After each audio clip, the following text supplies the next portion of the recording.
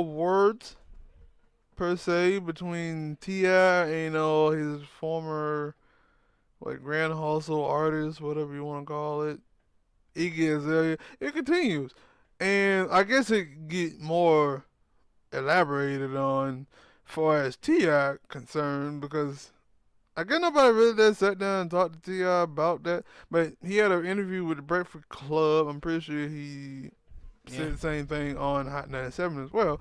But he was like, yo, the thing is with him and Iggy that, or at least with Iggy, that he had a problem with is that once he found out that white people liked it her, she stopped caring about what black people thought about her and how black, basically black fans and whatnot. And I was like, Of course. yeah, yeah. And he was like, yo, she started doing different stuff, started making, and I was like, I think I know what he's talking about because at first she came out and she was like a rapper. Yeah, she was a rapper. She was doing rap stuff, and then all of a sudden she started making music with Britney Spears and people like that, and it was like Pop stars. that ain't what. No, but that's what she. That's what she wanted. That's what they wanted her to be. A pop star or yeah, they wanted her to be. They wanted her to be a pop star. I had watched this thing, read this article with her probably about a year or two ago that laid all of this stuff out. That's what they wanted her to be. The record company did was a pop star, white girl who just happened to be a rapper. That's what they was going for. You remember I had said it in the last video we had did on this. How they align her with Britney Spears, J-Lo. What that song that I think I'm so fancy or some shit like that. Yeah. Like all of that shit was lined with pop hip hop.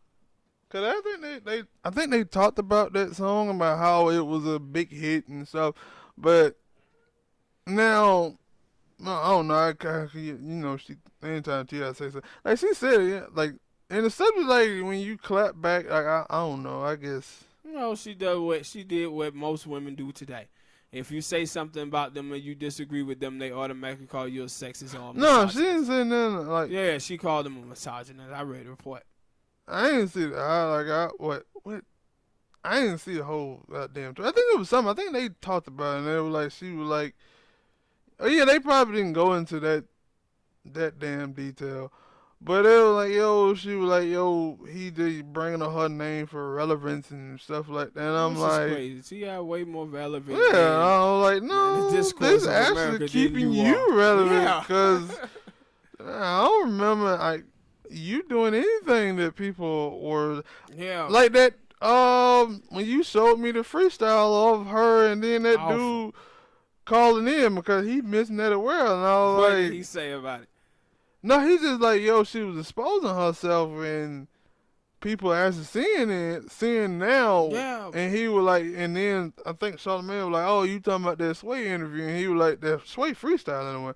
And he was like, yeah. He was like, she exposing herself while the stuff that she keep doing. And I'm like, yeah, but T.I., what were you doing?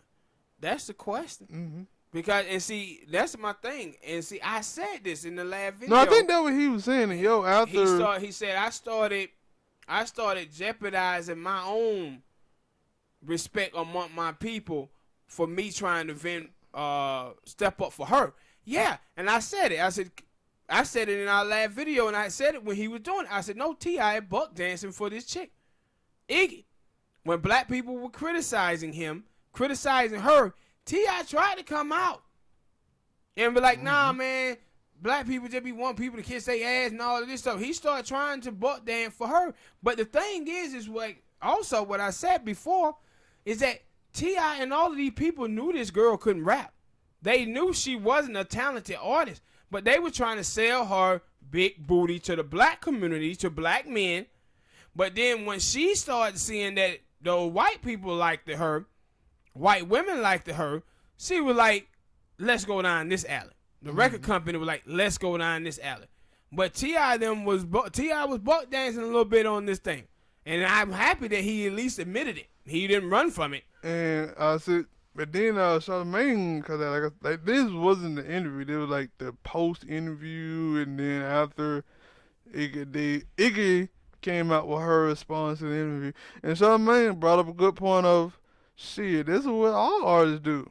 When they Yes. find out that white people like their music or like them, they start catering more to their white fans, and then they do the people who got them there. And I Yeah. was like, Absolutely. true. Like Kanye. You look at Kanye this week.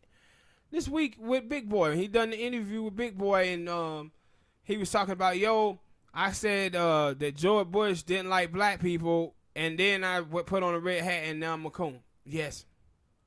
Yes. Yes. I agree. But then he said, well, you know what? I don't really care what black people on Twitter say. I don't care what black people think on Twitter. And Big Boy was like, well, but do you care about what white people think? And he said, yeah. Yeah. Yeah. And see, that's why you see Kanye with all this mega nonsense. Why? Because Kanye was like, white people are the one who made me. White people are the one who could buy my stuff now. Yeah, black people might have made me on Jesus Walk. But now, I'm out here seeking white validation.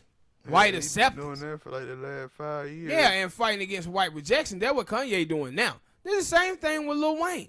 Remember when Lil Wayne had done the interview, I think it was on ABC News or whatever, and they were asking him about the police shootings and stuff like that, and he was like, nah, that ain't none of my business. I don't fool with that. And they were like, nah, see, he's like, no, my fans are white. I don't give a damn what happened to these niggas. I ain't finna speak out for these niggas. And he was out there talking about, like, man, racism doesn't exist.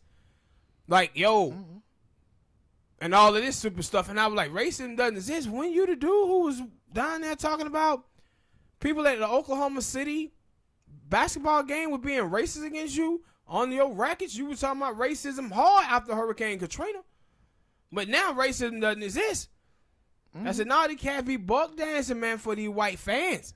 Like we said it already. Like Nicki Minaj used to be doing a lot of catering To the white people as well. Yeah, but then when she started wearing all that colorful ass shit, she started trying to change up. She still, because at that time they had that little tit for tat in with Cardi B. She was, well, we embarrassing ourselves. Like, ain't nobody gave a damn about two people fighting. Yeah. You talking about white people Yeah. at that point, man. But I was like, she started changing up, and they were like, yeah, do that. Like when you I guess they say, let me get my money first with these white people, and then, at least for her, they would have said that. She was like, let me get my money from these white people first, and then I'll come back over.